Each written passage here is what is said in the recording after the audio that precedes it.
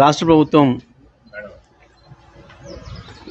వాళ్ళ చేతగంతనాన్ని బయట పెట్టుకుంటుంది. ప్రభుత్వం వచ్చి 6 నెలలు గడుస్తున్నప్పటికి కూడా ఇంకా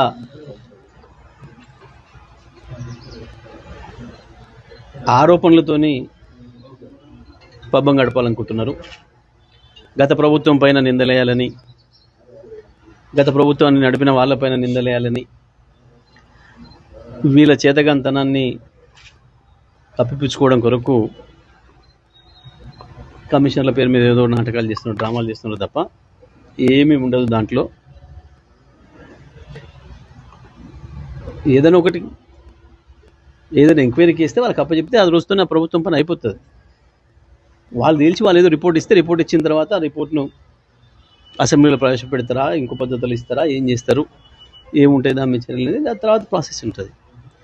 కానీ ప్రతిరోజు వాళ్ళకి తాబేదారులు ఉండే ఒకరిద్దరు మీడియా హౌసెస్ని పట్టుకొని నిత్యం పార్లమెంట్ ఎన్నికల వరకు అనుకుని మొన్న పార్లమెంట్ ఎన్నికల వరకు జరిపారు.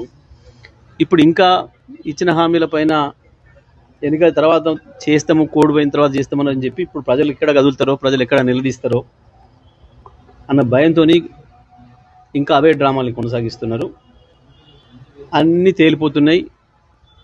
వీళ్ళు ఇంతకాలం మాట్లాడినవన్నీ పసలేనివే అని, అర్థం లేని ఆరోపణలని వరుసగా తేలిపోతున్నాయి.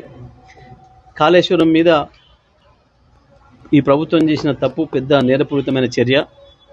దాని వెంటనే పనులు ప్రారంభించి రైతులకు నీళ్ళు ఇవ్వడానికి ఏర్పాటు చేయాల్సింది. కానీ 4 నెలలు పైగా ఆలస్యం చేసి ఇప్పుడు హడావుడిగా ఏదో పనిచేస్తున్నామని చెప్పేసి మొదలుపెట్టి ఉరుకుల పరుగుల మీద పోతున్నారు. కానీ రైతాంగం ఇప్పటికే గమనించిండ్రు ఈ ప్రభుత్వం యొక్క చేతగంతనాన్ని. కేవలం రాజకీయాల కొరికే వాడుకోవాలి ప్రాజెక్టులను కానీ ఇతర విషయాలని చెప్పి వీళ్ళు అనుకుంటున్న విషయాన్ని ప్రజలు గమనించిండ్రు. మీరు ఇదే పద్ధతుల్లో ఇతరుల మీద ఆరోపణలు చేసుకుంటూ 5 ఏళ్ళు గడపలేరు. ప్రజలు అప్పుడే రోడ్ల మీదకి వస్తున్నారు. ఇప్పటికే నీళ్ళిచ్చే విషయంలో విఫలమైనరు. విద్యుత్ విషయంలో ఇప్పటికీ కూడా విద్యుత్ శాఖ మంత్రి అబద్ధాలు ఆడుతూ గడపాలనుకున్నాడు.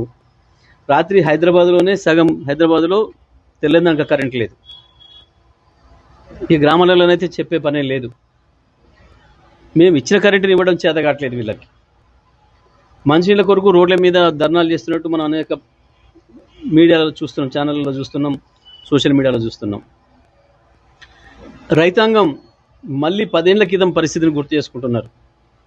10 సంవత్సరాల క్రితం ఆనాడు కాంగ్రెస్ ప్రభుత్వంలో ఎట్లా ఉండేనో విత్తనాల కొరత, విత్తనాలు అందకుండా విత్తనాలు బ్లాక్ చేసి, ప్రత్యేకించి విత్తనాల విషయంలో పత్తి విత్తనాలు దొరకకపోవడానికి కారణంలో ప్రభుత్వంలో ఉన్న కొంతమంది పెద్దలు వాళ్ళ హస్తం ఉంది, వాళ్ళే బ్లాక్ చేసి ఎక్కువ ధరకు అమ్ముతున్నారు అనే సమాచారం మాకు ఉంది. తొందరలోనే దానికి సంబంధించిన విషయాలు కూడా బయట పెడతారు. ప్రభుత్వంలోనే ఒక మంత్రికి సంబంధం ఉంది అని చెప్పి ఒక సమాచారం వచ్చింది.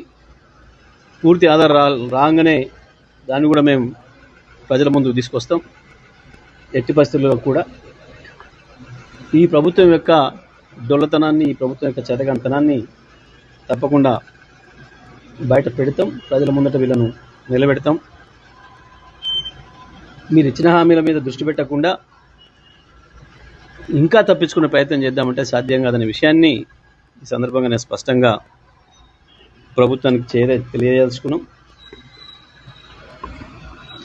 ఇంతవే చెత్తరాతలు, రోతరాతలు రోజు మీడియాలో ముందు పేజీలో రాయించుకుంటూ గడపాలని అనుకుంటే అది ఎక్కువ కాలం సాధ్యం కాదనే విషయాన్ని ప్రభుత్వ పెద్దలు తొందరగా గ్రహిస్తారని అనుకుంటున్నాను.